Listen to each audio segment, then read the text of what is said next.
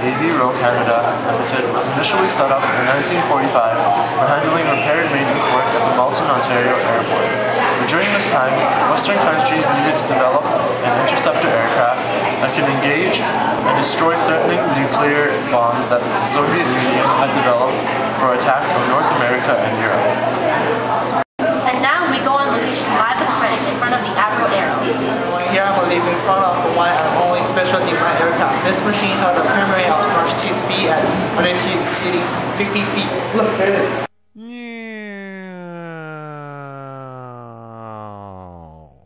It was interested to survive as the Royal Canadian Air Force primary interceptor.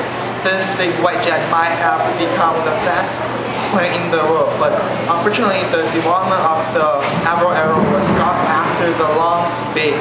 Back to you. Thank you, Frank.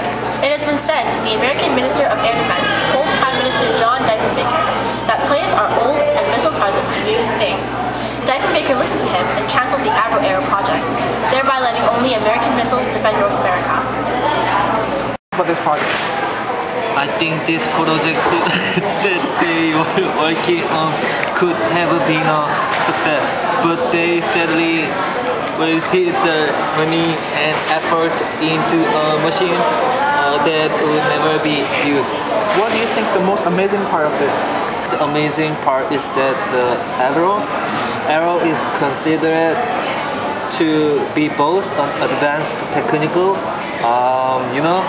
and aerodynamic achievement for the Canadian aviation industry, right? Yeah. But they still were able to use it, right? What a waste. What do you think the decision of John Diefenbaker to cancel the Avro Arrow project was a good decision?